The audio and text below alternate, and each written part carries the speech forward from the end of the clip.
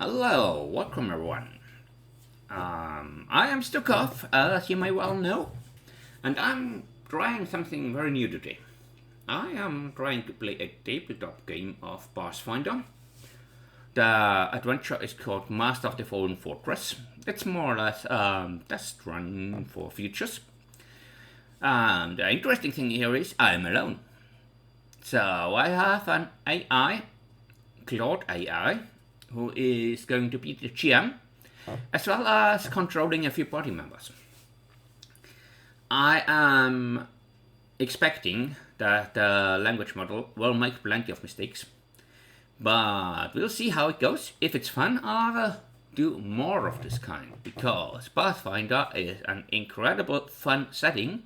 I'm playing Pathfinder 1E, not so much fan of 2E, but some people prefer one, some people the other. Yes. Anything else that's important? I don't think so. I think we can start. Yeah, I hope you enjoyed. And if you have ideas how to make it better, or you have critics or something, good or bad, just post it in the comments below this video. The sun hangs low over Absalom, the city at the center of the world, painting the foreign quarter in shades of amber and shadow. Here, in the tangled streets where a dozen languages mingle and the scent of exotic spices wars with the salt air from the harbor, stands a weathered tavern known as the Drunken Morkoth. Inside, the evening crowd has begun to gather. Sailors fresh off the docks, caravan guards between jobs, adventurers spending their coin before the next desperate venture. Oil lamps cast flickering light across scarred wooden tables and walls decorated with nautical curiosities, a ship's wheel, faded maps, the mounted head of something that might once have terrorized the depths. At a corner table near the hearth sit 4 souls who have found each other in this city of strangers. 4 outcasts, each carrying the weight of rejection, each seeking something they cannot name. The dwarf sits with his back to the wall, old habit that. Israfil Sunhammer, his dark red beard braided in the style of the 5 Kings Mountains, his weathered face bearing the quiet dignity of one who has learned to carry shame without bowing under it. His warhammer rests against the table within easy reach, and the holy symbol of Sarenrae gleams at his throat, a statement of faith, perhaps, or defiance. He nurses an ale, his dark brown eyes watching the room with the wariness of a man who has been judged and found wanting by those who should have loved him most. Across from him, a striking woman sits with an otherworldly stillness. Alahazra, her bronzed skin speaks of the Garundi deserts, and though her eyes are clouded with a milky white that marks her as blind, she seems to see more than those with clear sight. She wears no armor, only practical traveling clothes and a silver holy symbol that bears no single deity's mark. Occasionally, her fingers drum against the tabletop, and those who look closely might notice the faint scent of smoke that follows her, or the way the air seems to shimmer with heat around her hands. She sits with the bearing of nobility, but there is something hard in her expression, the face of someone who was meant for better things and refuses to apologize for knowing it. To Israfil's left, a pale woman in practical traveling clothes leans back in her chair with the casual confidence of someone who has survived worse than this. Feyia, her white hair shot through with streaks of black, her stern face softened only slightly by the red trim of her witch's garb. At her feet, curled in a tight ball of rust-colored fur, sleeps Daji, a fox whose ears twitch at every sound. Feya holds a cup of something that steams too much to be ordinary tea, and her dark eyes survey her companions with the sea-frank assessment of one who has no patience for pretense. There is something of the winter about her, something that speaks of Irisin's endless cold. But there is warmth, too, buried deep in the way her hand occasionally drops to stroke her familiar's head. And finally, perched on the edge of her seat, as if ready to bolt at any moment, sits Merisil. The elf girl, for she seems young despite the ancient blood in her veins, has the restless energy of a bird ready to take flight. Her pointed ears peek through her dark hair, and her fingers absently play with one of the many daggers strapped to her body. She leans forward, elbows on the table, eyes darting between her companions and the tavern door, missing nothing. When she speaks, it's in quick bursts, her voice carrying the accent of Magnimar's streets rather than the forests of her people. Everything about her suggests motion barely restrained, a life spent running, perhaps, or simply never learning how to be still.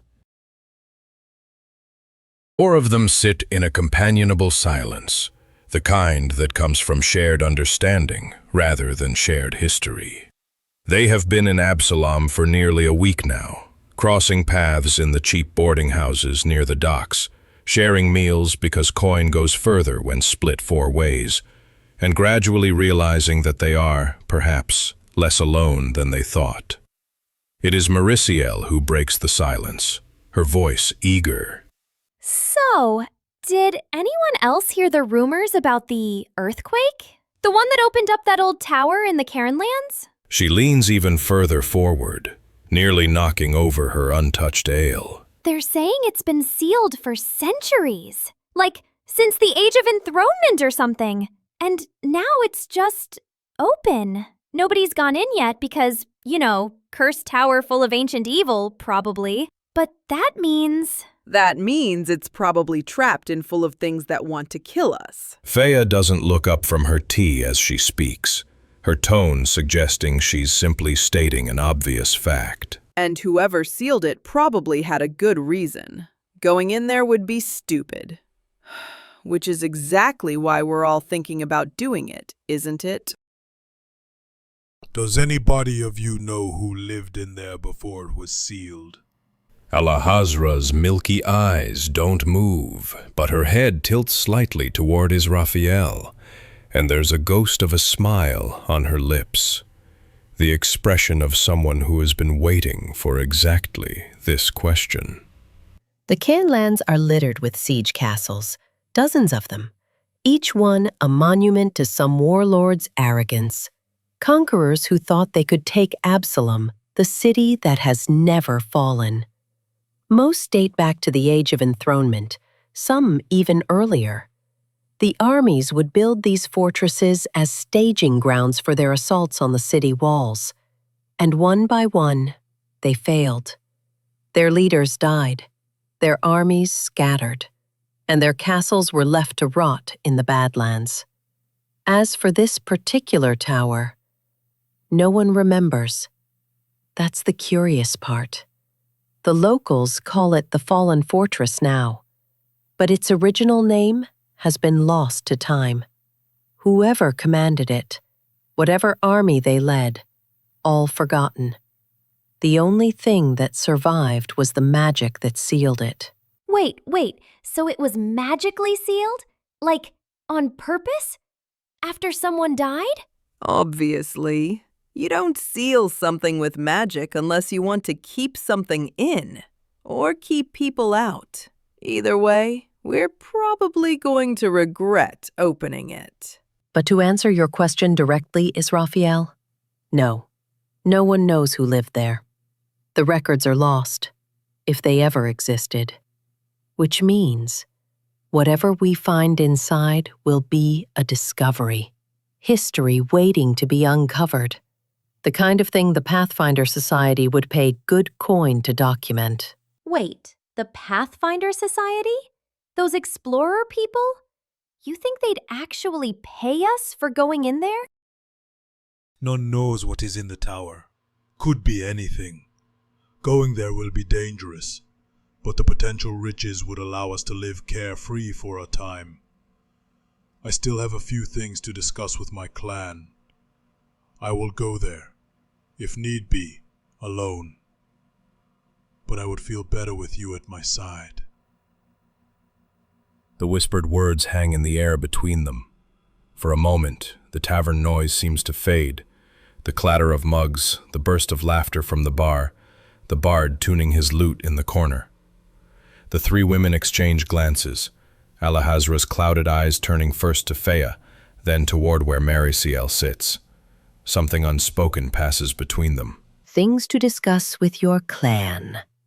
Then we go together. You stood with us when those dock thugs thought 4 wanderers would be easy prey. You shared your rations when coin was tight. That makes you kin. The kind we choose, not the kind forced upon us by blood. Besides, someone needs to make sure you don't do something foolishly noble and get yourself killed before you settle your business. Well, that's decided then. She takes a long drink from her tea, sets the cup down with a thunk. We're all going to die in some cursed tower full of ancient evil. Might as well die together. Better than dying alone. And honestly, I'd rather have a dwarf with a hammer between me and whatever nightmare is in there than face it by myself.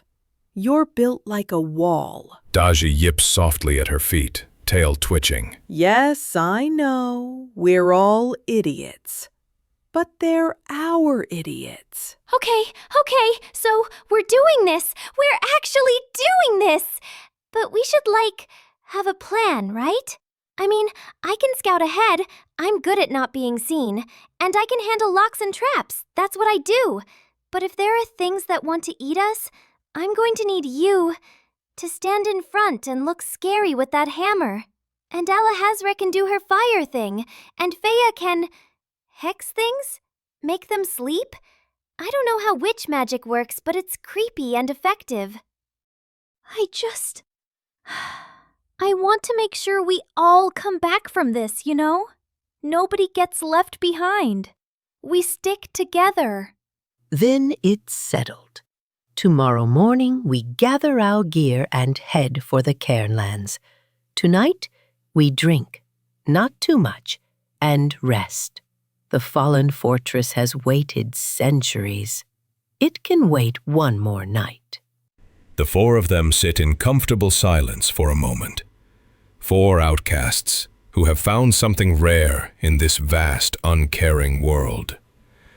Companions who understand what it means to be unwanted and who have chosen each other anyway. The tavern bustles on around them. The fire crackles. Daji curls tighter against Feya's leg. Outside, Absalom's bells toll the evening hour. Tomorrow, they will face the unknown, together. Dawn breaks cold and clear over Absalom. The 4 of you gather at the west gate, packs secured, weapons at your sides. The city guard eyes you with the weary recognition of those who have seen countless adventurers set out for the Cairnlands. Some return wealthy, most don't return at all. The journey takes only a few hours on foot. The Cairnlands stretch before you, a desolate plain of scrub grass and weathered stone, dotted with the crumbling remains of ancient ambitions. You pass several ruined fortifications, their walls broken like rotted teeth, home now only to lizards and carrion birds. And then you see it. The fallen fortress rises from the churned earth like a broken fang. The tower stands 80 feet tall, its smooth walls of pale stone still intact despite centuries of neglect. But the eastern wing has collapsed, recent from the earthquake, exposing the tower's interior for the first time in living memory. Rubble spills across the ground, and through the gaping hole, you can see darkness within. The air here feels wrong, heavy, watching. As you approach within 50 feet of the tower's entrance, you hear them before you see them, snarling, hungry, and desperate. 3 shapes emerge from the rubble near the tower's base. Wild dogs, their ribs showing through mangy fur, their eyes gleaming with feral hunger. They've been drawn to this place, perhaps by the earthquake, perhaps by something darker. They see you. Fresh meat, easy prey. The lead dog, a scarred brute with torn ears, lowers its head and growls, a sound like grinding stone. So, the battle begins with the initiative rolls, which went pretty well for us. Dog 1 and Dog 3 are going after all of us. So, let's begin. Alahasra's eyes widen as the starving dogs emerge from the ruins. Her hand instinctively moves to her quarterstaff. She does a knowledge check to find those are wild dogs, starving and desperate. 6 hit points each, armor like leather. They'll flee if we wound them badly enough. She steps forward protectively, moving 15 feet closer to the center. So that would be around where I am. Yeah. She takes total defense, raising her quarterstaff in defensive guard. AC is now 20, which is really good. Then Maristiel is the next one. Maristiel's cautious instincts flare as she assesses the threat. Her hand moves to one of her 6 daggers, fingers closing around the familiar hilt. When one of them gets close, I'll put steel in it, she mutters. Yeah, eyes locked on the dogs. She's readying her throwing dagger. Now the first dog is coming. It's actually the second dog, because it's dog number 2. Slightly larger than its packmate, fixes its hungry gaze on the armored dwarf at the front. Of course, why not me? But actually, that's the best case scenario for us, because I'm the heavily armored guy. Its muscles coil, and with a snarl it launches forward. It charges through the rubble, still has enough movement to get to me, and attacks me, but not good enough. Only rolled a 6, and I have pretty high AC, even when flat-footed. The dog snaps at Israfiel's shield, these scraping harmlessly off the metal rim.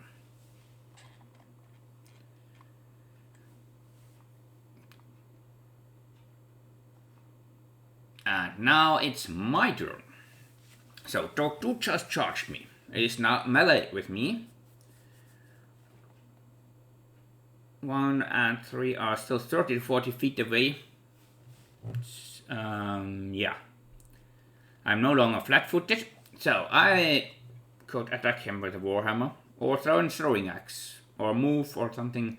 But I think if he's in melee, I'll just land it.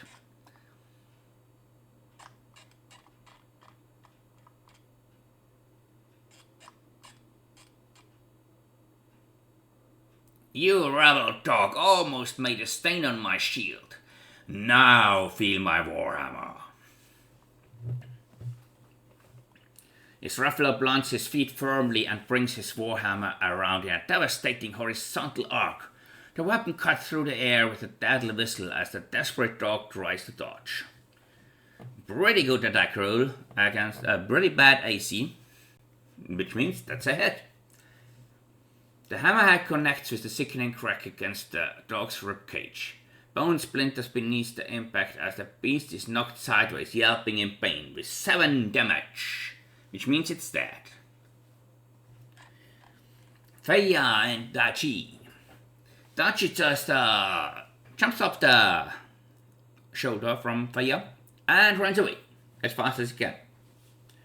While Feya's eyes lock onto dog 1. Her voice rises in an eerie chant, words older than memory. Sleep and dream of better days. And the dog's will is not good enough to withstand the hex. And he's asleep. dog number 1 is asleep, cannot act. And dog number 3, the last remaining dog, seeing its packmates fall and enchanted, lets out a terrified whine. Its survival instinct screams louder than its hunger. He flees. Well, it might not be the correct rule, but it's a sensible rule in this case. Because even though he wasn't damaged, he saw how we dealt with his brethren. And that means the combat ends. We have a sleeping dog, a dead dog, and one no longer here dog. Everyone is at full HP. We have no resources expended. So, what do we do now? So, friends, that went pretty well. Do we kill the sleeping dog now, or let it wake up?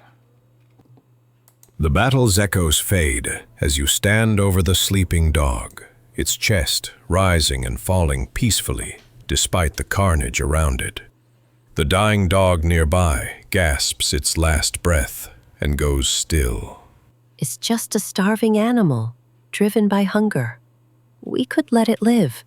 It won't wake for hours, and by then we'll be long gone. She looks at you directly. But if you think it's a threat to others who might come this way, I'll understand whatever you decide. Kill it. Why waste time debating? It attacked us. She taps her staff on the ground. Back in Irisen, we didn't coddle wolves that came for our throats. Dead things don't come back to bite you. I mean, it is helpless right now. Feels a bit... She trails off, then adds cautiously. But what if it wakes up and follows us inside? Or attacks someone else. We let it live. He was just hungry. Let us examine the body of the dead dog. Maybe we can learn something. A merciful choice. Serenray would approve. Your funeral if it causes problems. Yeah, that feels right. You kneel beside the fallen beast, running your calloused hands through its matted fur, examining its body with the practiced eye of someone who understands survival in harsh lands. This dog's been starving for weeks, barely survived on scraps, has infected wounds, probably from fighting with other predators, or fleeing from something worse. They were desperate, cast out or their pack destroyed. Not hunters anymore, just scavengers. And there's something else. The dust on them matches the Cairn lands, but I'd wager they were drawn here by the smell of something dead inside that fortress. Or maybe driven here, fleeing from something even more dangerous in the wasteland. So we're walking into a tomb, or worse, a lair. Whatever killed before might still be inside. Good to know. At least you're not just muscle. If something's rotting in there, we'll smell it soon enough. And if something killed it, we'll deal with that too. Great! Dead things. My favorite.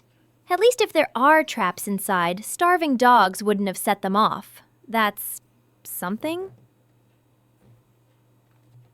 You gather your companions near the fortress entrance, away from the sleeping dog.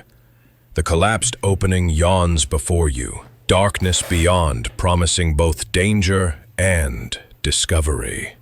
We should decide our approach before we walk into the unknown. The ruins are dark. Who has light? I have dark vision, but only 30 feet. Israfel, yours is better, yes? I could scout ahead.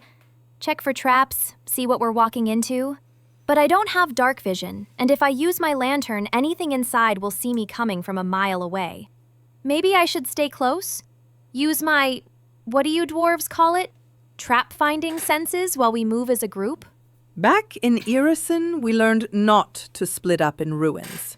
Too many things wait in the dark for the isolated and the foolish. Israfel, you're the armored one. You should be first. I'll stay back where I can hex whatever jumps out at you. And Mariciel, Stay close enough that your trap sense matters. Far enough that you don't catch a club meant for the dwarf. Sound formation.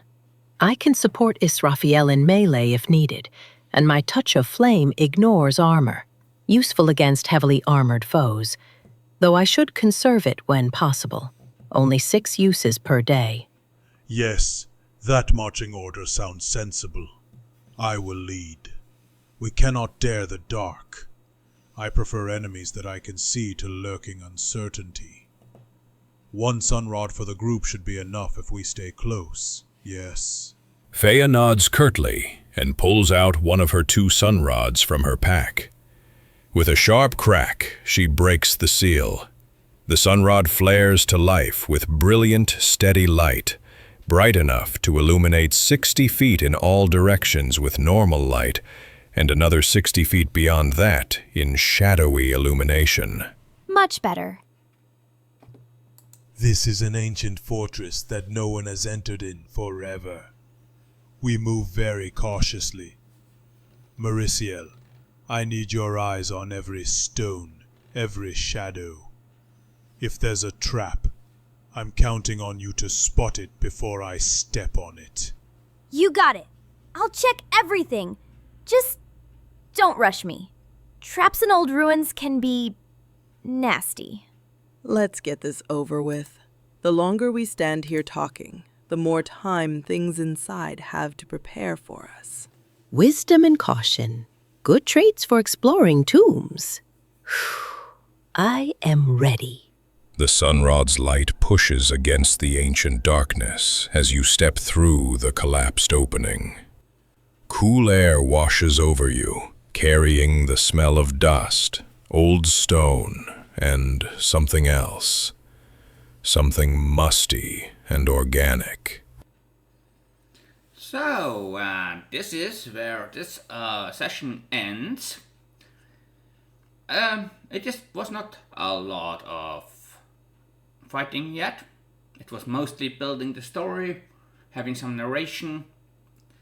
Not perfectly happy with Claude as of now, but it was fun. And so far, pretty nice. I have to say, I enjoy it. And I will definitely continue this Master of the Fallen Fortress campaign. I hope you enjoyed this all. And if you have any suggestions for improvements, if you have any critics, positive or negative, please post it in the comments below this video. I'd be very happy. Take care everyone. Hope to see you again soon with Pathfinder.